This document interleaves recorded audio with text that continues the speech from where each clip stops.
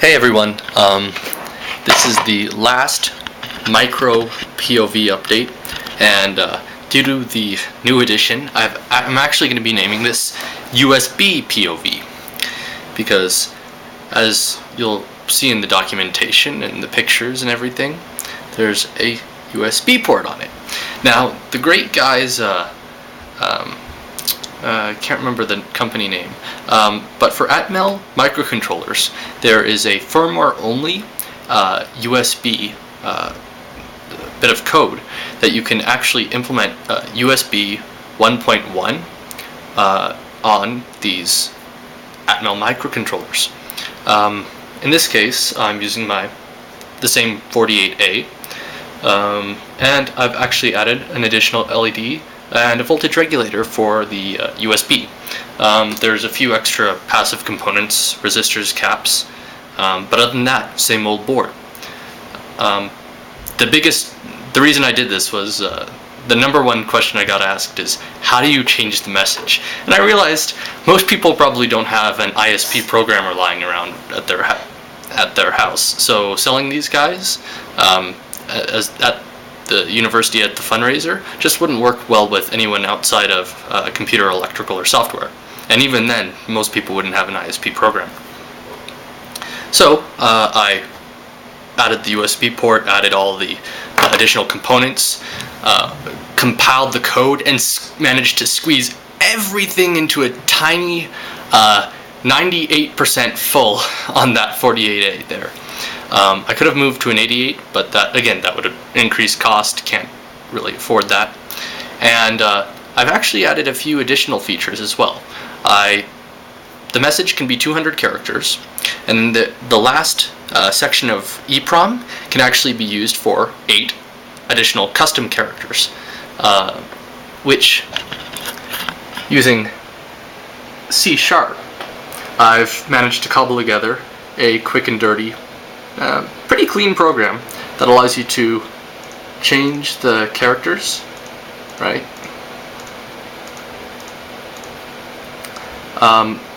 Upload the settings from the microcontroller, download them, and because it's all HID, there is no driver required for Windows computers, which means I won't have to get anyone to install this on any computers at the university. They can just put it on their flash drive, take their USB cable with them and plug it in. You won't have to worry about anything. So, quick demo. So, currently, I have this on here. Now, I'm planning on giving one of these away for one of my friends' birthdays tomorrow. And it's started to become a mini tradition ever since I did it last week, so I'm not sure where it's at. But you can kind of see what the message is saying, at least. Now, what I'm going to do is I'm going to change the message around.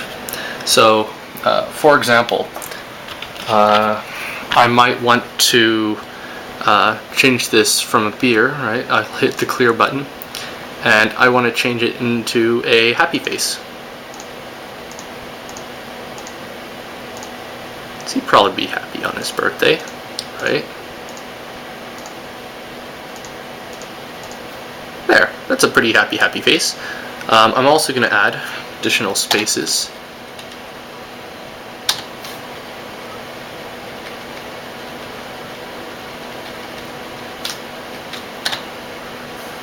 Now you can see here it says it's not connected. So what do we do to fix this? Might as well keep the cable on me. It's right here.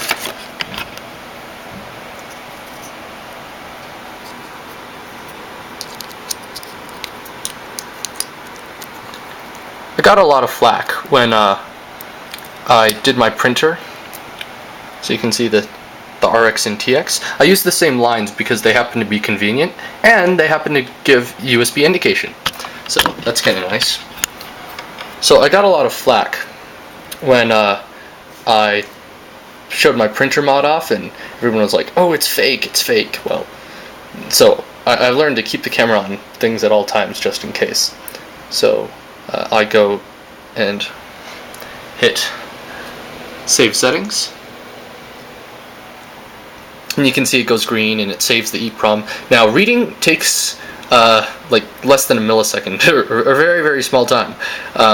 Reading the EEPROM takes a good bit longer, but it still works, which is good.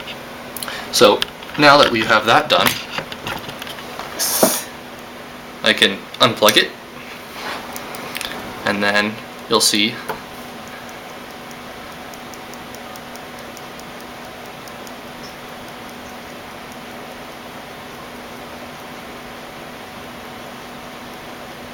oh, you know what?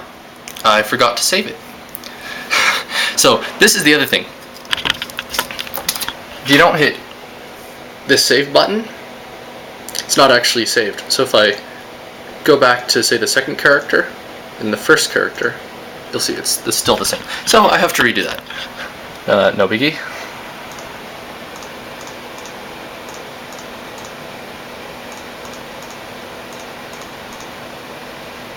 I might be able to make it autosave or something like that.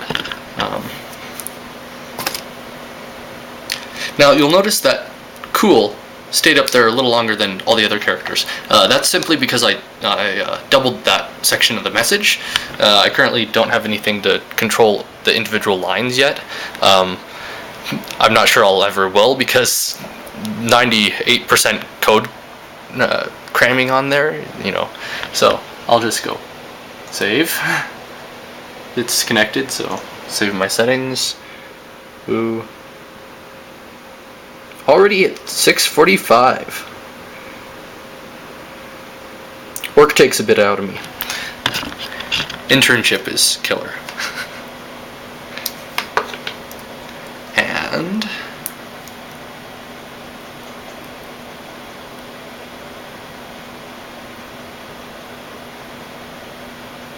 ta-da!